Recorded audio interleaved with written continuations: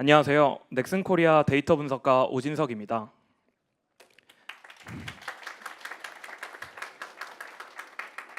네, 오늘 생각보다 정말 많은 분들이 참석해 주셨는데요. 귀한 시간 내어 발걸음해 주셔서 감사합니다. 발표 제목과 소개글을 보고 데이터 분석에 관심이 있거나 현업에 계신 분들이 많이 오셨을 거라 생각하는데요. 저도 발표를 준비하면서 어떤 분들이 오실지 참 궁금했습니다. 오늘 발표에서는 넥슨에서 효과 분석을 위해 어떤 시도를 해왔는지에 대해 소개해 드릴 예정입니다. 이 자리에 계신 다양한 분들께 조금이나마 도움이 되는 시간이 되었으면 좋겠습니다. 오늘 발표는 저와 같은 팀의 김유진님과 함께 진행할 예정입니다. 저와 유진님은 인텔리전스 랩스 분석실 소속으로 게임 내외에서 발생하는 데이터를 기반으로 합리적인 의사결정을 위해 다양한 분석을 수행하고 있습니다. 본격적인 발표에 앞서 전달하고 싶은 내용을 3가지 키워드로 정리해 보았습니다. 제목에서 짐작하셨겠지만 오늘 발표의 중심 키워드는 효과 분석입니다.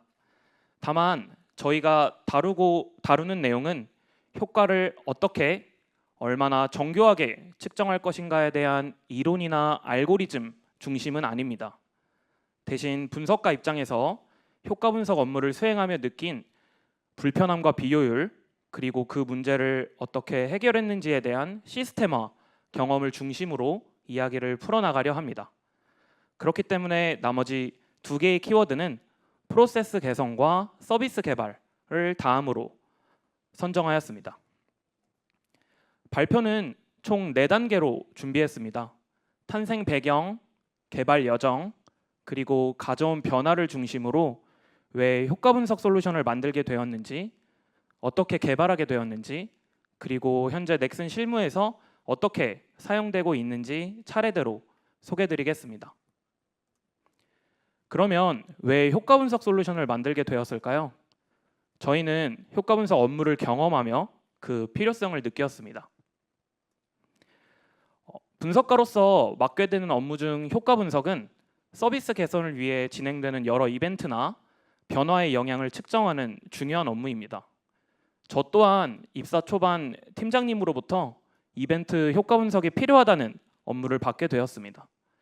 이벤트에 참여한 유저들이 정말 게임에 긍정적인 영향을 받았는지, 있었다면 그 영향이 얼마나 되는지 확인하는 분석을 말합니다.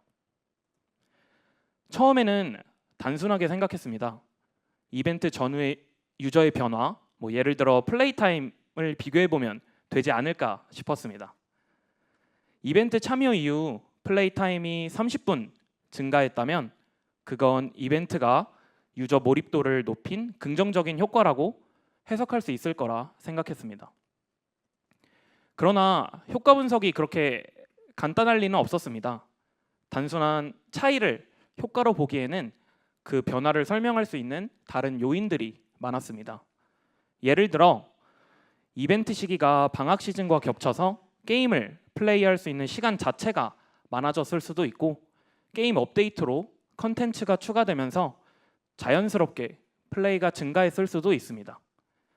그렇다면 단순 전후 차이로 측정된 30분이라는 효과에는 방학이나 업데이트의 영향도 충분히 포함될 수 있겠다 싶었습니다.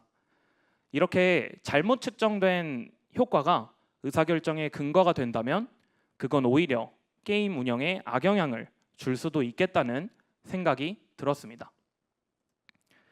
이런 고민 중에 좀 더 정교하게 효과를 측정할 방법은 없을까 생각하게 되었고, 자연스럽게 A/B 테스트 방식에 가까운 접근이 떠올랐습니다. 물론 사전 설계된 A/B 테스트는 아니지만 유사한 방식으로 비교 그룹을 만들어 측정하면 보다 신뢰할 수 있는 결과를 낼 수 있을 것 같았습니다.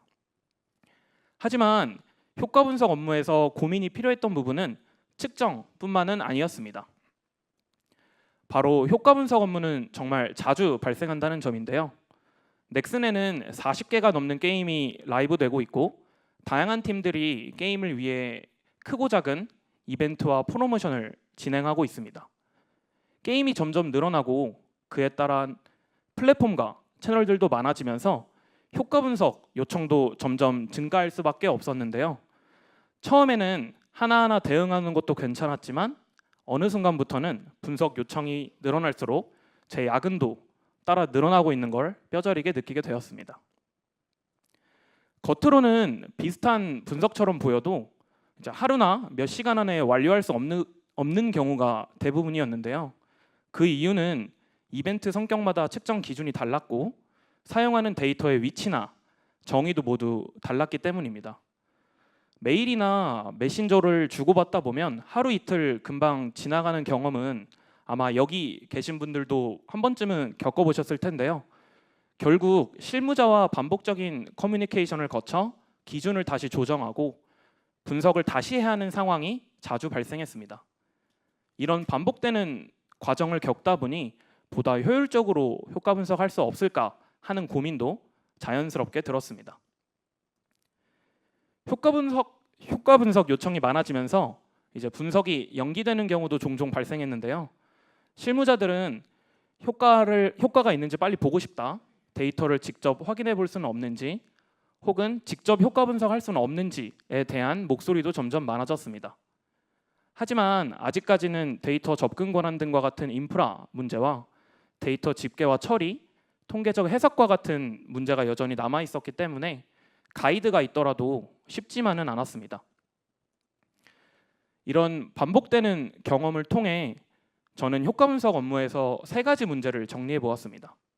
첫 번째는 단순 비교 이상의 정교함이 필요하다는 점, 두 번째는 반복적인 효과 분석 과정에서 비용이 발생한다는 점, 세 번째는 인프라와 분석 한계로 모든 직군이 동일한 퍼포먼스를 낼 수 없다는 점입니다. 이러한 문제로 누구나 쉽게 효과를 측정할 수 있는 솔루션을 개발해 보면 어떨까 고민하게 되었는데요. 효과 분석 프로세스를 간편화하고 자동화하면 충분히 가능할 것으로 생각했습니다.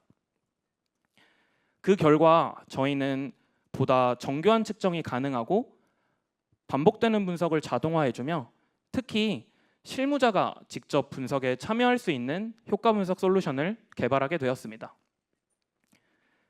그 솔루션은 어떤 모습일지 궁금하실 텐데요. 간단히 말씀드리면 이벤트 효과 분석에서 핵심이 되는 효과 측정과 결과 해석 단계를 자동화해주는 역할을 합니다. 예를 들어 어떤 게임에서 과거 유저의 복귀를 유도하기 위해 복귀 이벤트를 설계하고 진행하게 되면서 유저들이 점점 참여하게 될 텐데요. 그러면 효과 분석 솔루션이 작동하기 시작합니다. 조금의 시간을 기다리면 이벤트 참여 유저의 변화에 대해 자동으로 효과를 측정하고 결과를 제공합니다. 이렇게 결과가 나오게 되는데요. 한번 함께 결과를 확인해 봅시다. 네, 이 화면은 분석 결과 예시입니다. 우리는 효과 분석 솔루션을 통해서 지표 변화 그래프와 최종 효과 분석 결과를 전달받을 수 있습니다. 특히 사후 분석 업무였지만 A/B 테스트처럼 대조군 대비 실험군의 지표 변화를 시각적으로 확인할 수 있고 플레이 타임이나 구매 금액의 증감 또한 확인할 수 있습니다. 이처럼 효과 분석 결과가 정량적으로 산출되기 때문에 실무자는 보다 빠르게 인사이트를 얻고 다음 액션을 위한 의사결정을 할 수 있습니다. 지금까지는 효과 분석 솔루션이 왜 필요했는지 그리고 어떤 모습인지 간략하게 소개해드렸습니다. 이제부터는 솔루션을 개발해 나가는 과정에서 어떤 고민을 했는지 그리고 그 고민을 어떤 기능과 설계로 풀어냈는지 말씀드리겠습니다. 분석가뿐만 아니라 기획자, 마케터, PM 등 다양한 조직 구성원들이 솔루션을 활용할 수 있도록 저희는 분석 과정에서 느낀 문제점들을 되짚어보고 그에 따라 3가지 목표를 설정하게 되었습니다. 첫 번째 목표는 다양한 실험 효과를 일관되게 측정하고 비교할 수 있도록 표준화된 분석 방법을 선정하는 것입니다.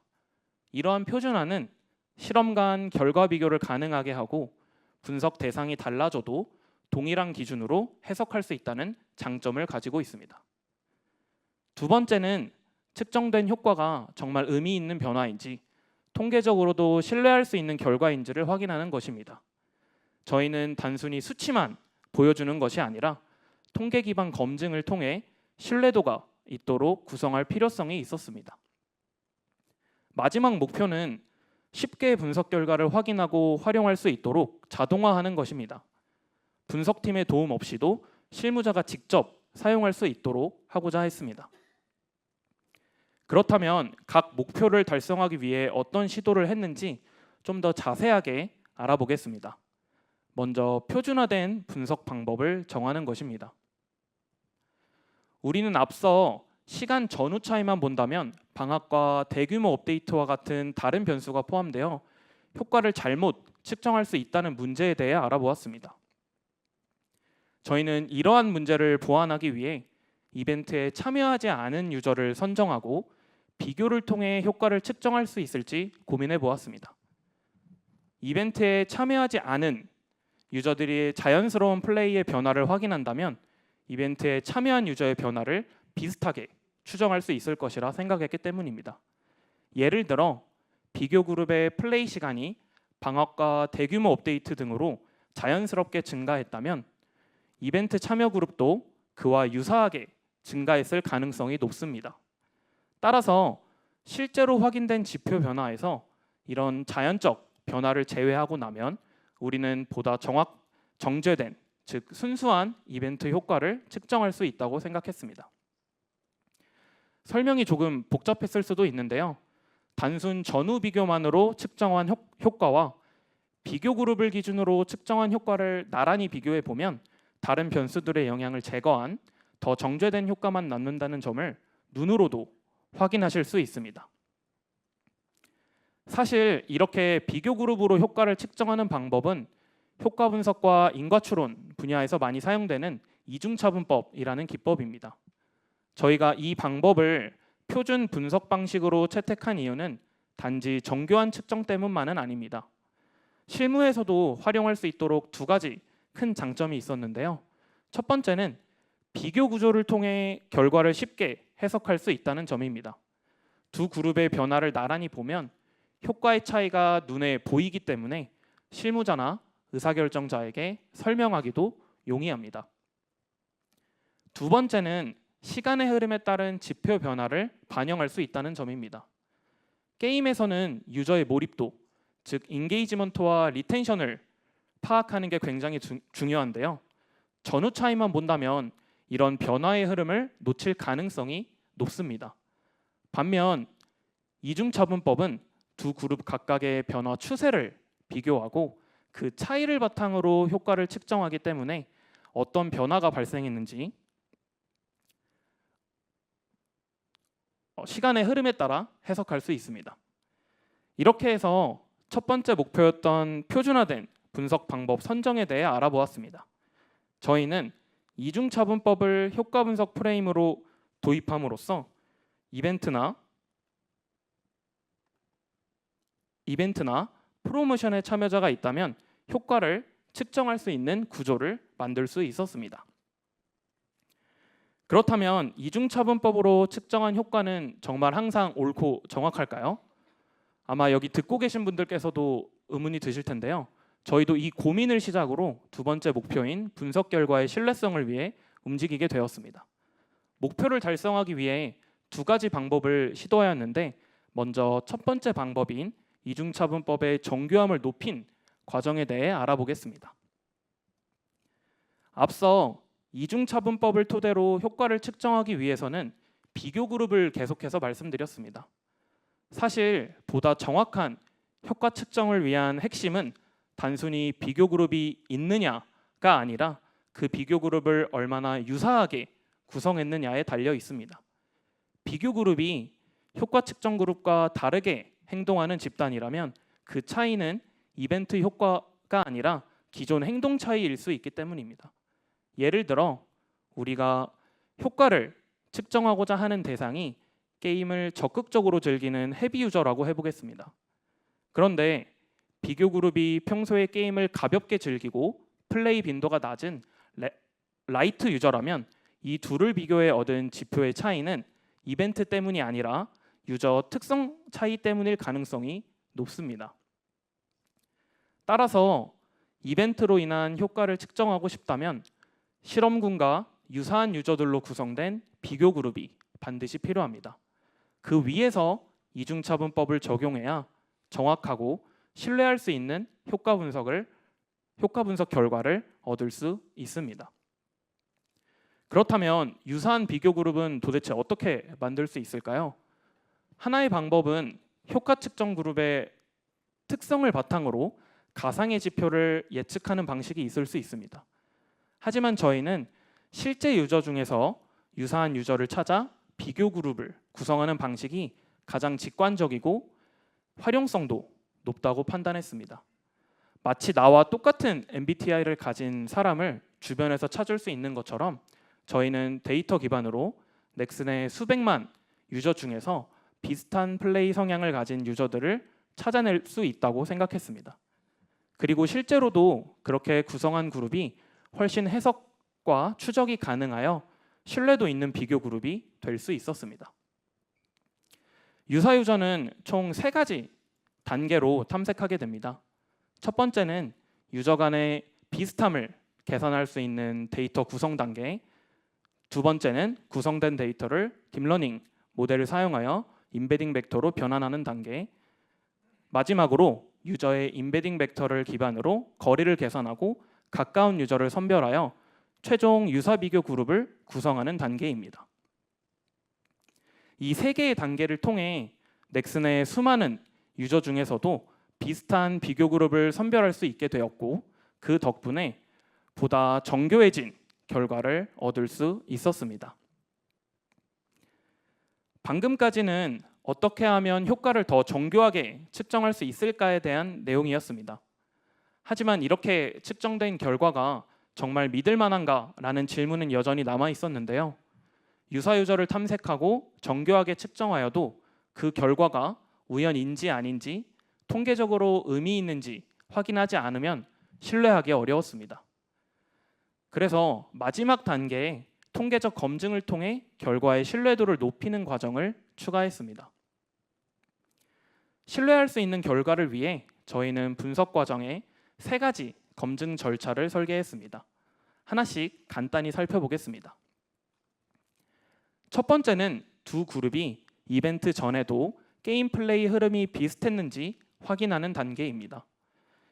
이 과정을 통해 두 그룹이 과거에 비슷하게 게임을 플레이했는지 통계적으로 확인할 수 있으며 미래에도 두 그룹이 비슷하게 플레이했을 거라 충분히 추정할 수 있습니다. 즉 우리는 이중차분법을 적용할 수 있는 조건을 확인한 것입니다. 두 번째는 두 그룹이 얼마나 유사했는지 확인하는 단계입니다.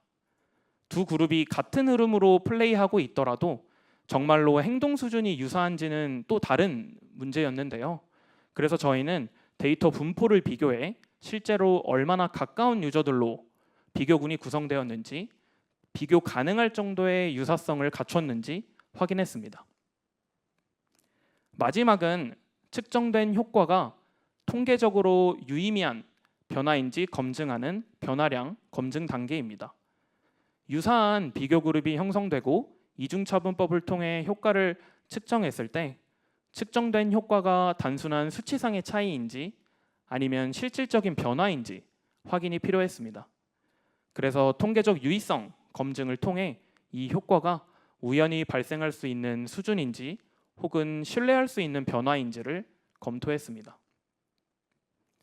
이렇게 3가지 단계를 통해 앞서 잠깐 보여드렸던 결과 리포트의 수치를 다음과 같이 검증할 수 있습니다.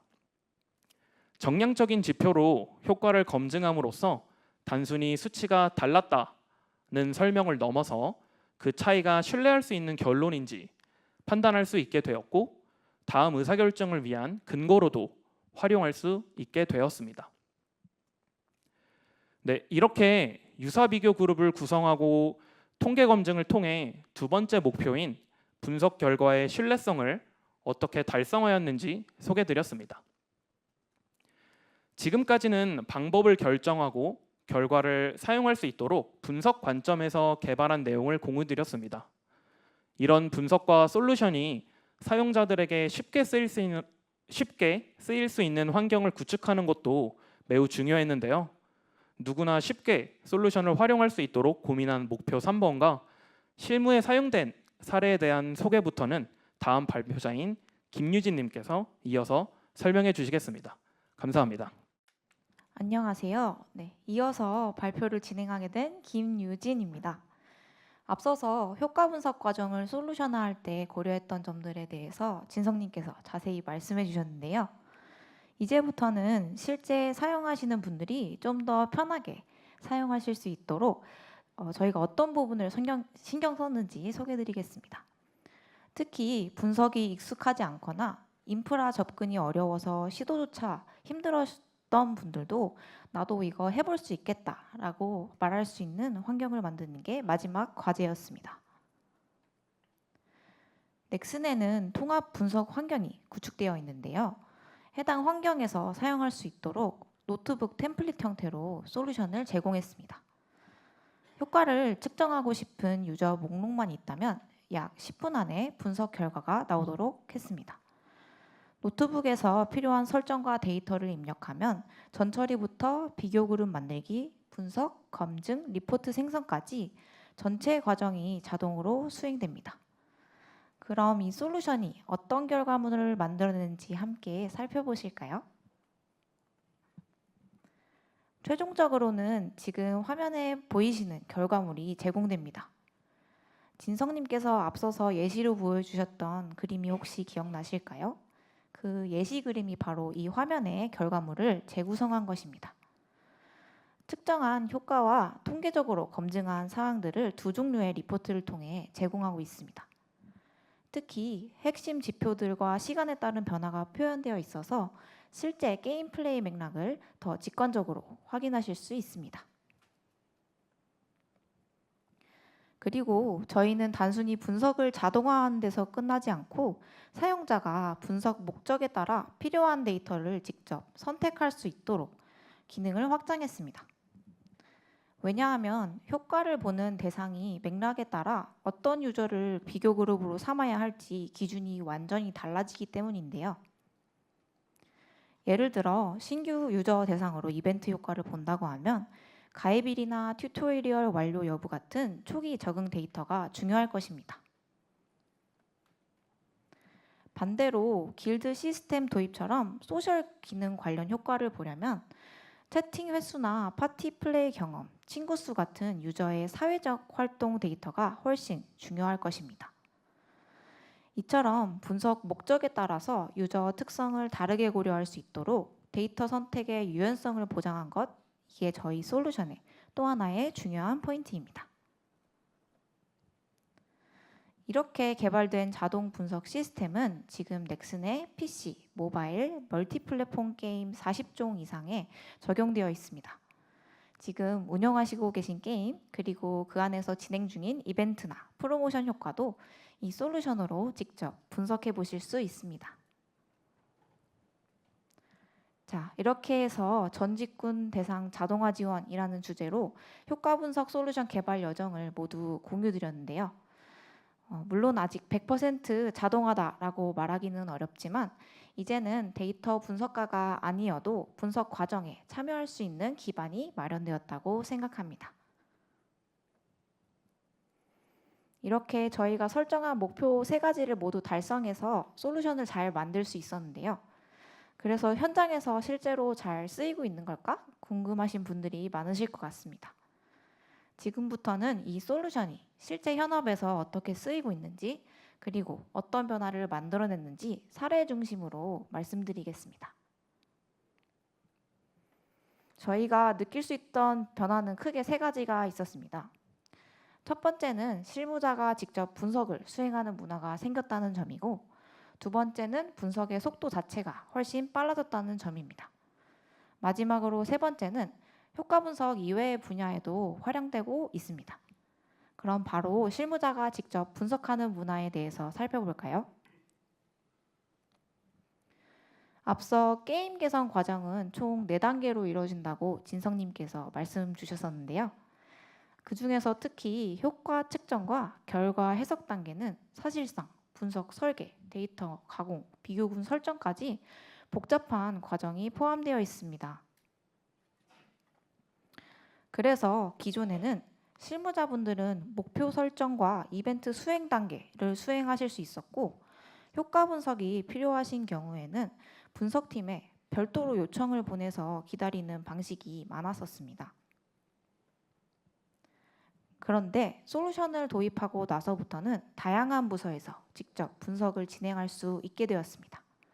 즉, 실무자가 분석 결과를 기반으로 직접 액션까지 이어갈 수 있게 된 것이죠. 실제로 그런 흐름이 잘 드러났던 사례를 하나 소개해 드리도록 하겠습니다. 이번에 소개해 드릴 사례는 CS 담당자분께서 직접 진행하신 분석입니다. 담당자분은 평소에 유저들의 문의 게시판을 관리하면서 불편한 점들을 개선하고 계신데요. 어느 날 자주 올라오는 문의글을 보고 직접 분석을 수행해 보셨습니다. 그럼 어떤 문의였는지 배경부터 간단히 설명드리겠습니다. 게임 A에는 초반 정착을 도와주는 유용한 아이템이 하나 있는데요. 가격 부담도 적고 게임 플레이에 실질적으로 도움이 되는 상품이었습니다. 문제는 이 아이템이 특정 레벨 구간에서만 구매할 수 있다는 점이었는데요. 많은 유저들이 아이템을 구매할 수 있는 레벨을 지나고 나서야 아이템에 대해서 알게 되었고, 지금이라도 살 수 없나요? 라는 문의가 반복적으로 올라왔습니다. 이런 상황에서 담당자분께서는 혹시 더 많은 유저들이 똑같은 불편을 겪고 있는 건 아닐까라는 생각을 하셨습니다. 그래서 이런 불편이 실제 플레이에 영향을 주었는지 직접 확인해 보시기로 하셨습니다. 담당자분께서는 문의한 유저들이 실제로 게임에 어떤 영향을 받았을까를 가장 궁금해 하셨는데요. 예전 같았으면 어떤 데이터를 봐야 할지, 어떻게 집계를 해야 될지 고민하셨겠지만, 이번에는 직접 효과 분석 솔루션에 유저 목록을 입력해서 아이템 미구매가 접속 시간에 어떤 영향을 줬는지 분석하셨습니다. 조금 더 구체적으로 살펴보면 아이템을 구매하지 못한 유저와 구매한 유저를 비교하는 방식이었습니다. 그 결과 아이템을 구매하지 못한 유저는 상대적으로 접속 시간이 낮게 나타났습니다. 즉, 유저들이 남긴 문의가 단순한 불만 사항이 아니라 실제로 이탈 가능성과 연결되는 중요한 시그널이라는 걸 확인한 것입니다.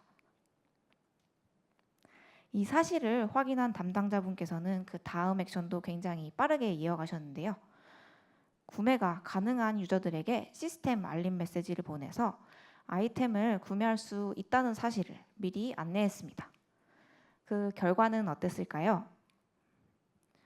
전체 패키지 구매 비중이 상승하고 특히 알림을 받은 그날 바로 구매한 유저가 많아졌습니다. 그리고 구매가 가능했었던 유저들의 플레이 타임이 증가한 사실도 확인할 수 있었는데요. 다시 말해서 유저들이 적절한 시점에 아이템을 구매할 수 있게 되면서 게임에 더 잘 정착하게 된 것입니다.